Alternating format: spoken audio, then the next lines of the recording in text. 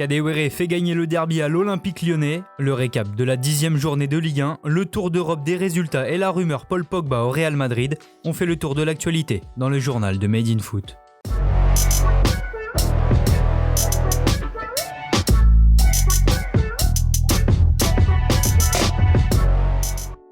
Les Lyonnais peuvent remercier Tino Kadewere. Auteur d'un doublé, l'attaquant de 24 ans a sauvé l'OL d'un bien mauvais pas et permet au club de remporter le 121e derby de l'histoire face à Saint-Etienne. La soirée avait bien mal débuté pour Lyon après un but contre son camp de Lopez peu avant la pause.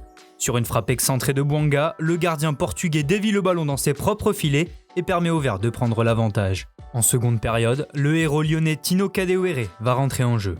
8 minutes plus tard, le Zimbabwéen est à la conclusion d'une combinaison sur coup franc. Après une magère pour l'égalisation, l'ancien Havrais va inscrire le but du 2-1 sur un rush solitaire depuis la gauche. Lyon est devant, mais se fait peur en fin de match en concédant un pénalty. Denis Bouanga s'élance, mais sa frappe passe à côté du poteau droit de Lopez. Avec ce revers 2-1, les Verts enchaînent une 6e défaite consécutive et glissent à la 15e place du classement, pendant que Lyon remonte dans le top 5. Dans l'autre derby du jour, celui de la Côte d'Azur, c'est Monaco qui est sorti vainqueur. Ultra dominateur en début de match, les joueurs de l'ASM ont longtemps buté sur un excellent Walter Benitez. Kevin Volland a même trouvé la barre transversale avant que Dissassi n'ouvre le score de la tête sur corner à la 23e minute. Après ce but, Monaco continue d'avoir des occasions et va les concrétiser au retour des vestiaires. Sofiane Diop intercepte une passe d'Ensoki et file au but.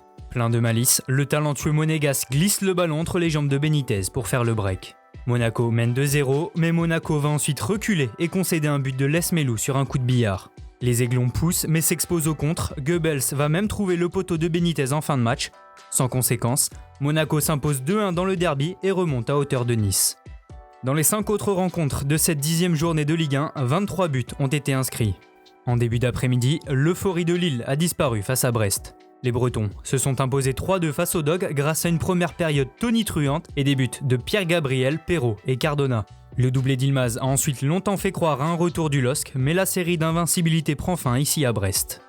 Après 3 semaines sans jouer à cause du Covid-19, Lens a connu un retour complètement fou face à Reims. Menés 4-2 par des champenois bien emmenés par Boulaïdia, auteur d'un doublé, les 100 et or vont égaliser en fin de match. Florian Sotoka réduit la marque à la 90e et va enfiler le costume de sauveur 1 minute plus tard en reprenant de la tête un centre de Jean. Angers a cartonné face à Nîmes. Après le but de Mathias Pereira-Lage dès la 40e seconde de jeu, soit le plus rapide de la saison, le SCO a déroulé face aux Crocos. Baoken a marqué un doublé et les 2 recrues Johnny et Cabot ont inscrit leur premier but sous leur nouvelle couleur pour porter le score à 5-1. Dans le derby breton entre Lorient et Nantes, les Canaries se sont imposés 2-0 au Moustoir grâce à des buts en fin de match de Bamba et Blas. Enfin, Metz et Dijon se quittent sur le score de 1 partout. Yadé et Baldé sont les buteurs, les 2 équipes ont manqué un pénalty chacun. Au classement, Paris est toujours devant, battu, Lille et Rennes restent tout de même sur le podium. Marseille, Monaco et Lyon se replacent dans la course à la Ligue des Champions. Derrière, Dijon est toujours sans victoire, Strasbourg et Nîmes n'y arrivent pas non plus. Si 20 équipes apparaissent aujourd'hui sur ce classement, ce nombre pourrait passer à 18. En effet, le président de la LFP Vincent Labrune étudie cette possibilité comme il l'a expliqué au JDD. Nous devons redessiner le format de nos compétitions. C'est obligatoire, sinon nous mourrons d'ennui en termes de spectacle et d'épuisement en matière d'investissement. De manière générale en Europe, il y a trop de compétitions, trop de clubs, trop de joueurs, ça tire le niveau moyen vers le bas. Reste à savoir si l'idée va se concrétiser. Pour rappel, ce format de 18 clubs en Ligue 1 avait déjà été utilisé entre 1997 et 2002. En première ligue, pas de vainqueur entre Manchester City et Liverpool. Dans un match plaisant, les Reds ont pris les devants grâce à un pénalty de Mohamed Salah au quart d'heure de jeu. Servi par De Bruyne, Gabriel Jesus égalise pour les Citizens. Passeur, le milieu de terrain belge va manquer un pénalty juste avant la pause. Avec ce nul, les Sky Blues sont 10e. Liverpool passe 3e juste derrière Tottenham, tombeur de West Bromwich Albion 1-0 grâce à un but d'Harry Kane. Après sa victoire 1-0 face aux Wolves grâce à un pénalty de Vardy, Leicester est leader. En Italie, c'est serré aussi. Après avoir raté un pénalty, Ibrahimovic a égalisé au bout du temps additionnel face à l'Hellas Vérone, ce qui permet au Milan AC de rester premier. Malgré un but de Cristiano Ronaldo sorti blessé, la Juventus a été accrochée par la Lazio de Rome en fin de match. Le résultat 1 partout est le même entre l'Inter et l'Atalanta. La bonne opération de la journée est réalisée par la Roma qui s'impose 3-1 face au Genoa grâce à un triplé de Henrik Mkhitaryan. Les hommes de Fonseca sont 3e, ex aequo avec le Napoli d'Osimhen, vainqueur de Bologne 1-0. En Espagne, le Real Madrid a chuté lourdement 4-1 face à Valence. L'inévitable Karim Benzema avait pourtant ouvert le score pour les merengues. Valence va ensuite égaliser sur pénalty grâce à Carlos Soler avant que Varane ne trompe son propre gardien avant la mi-temps.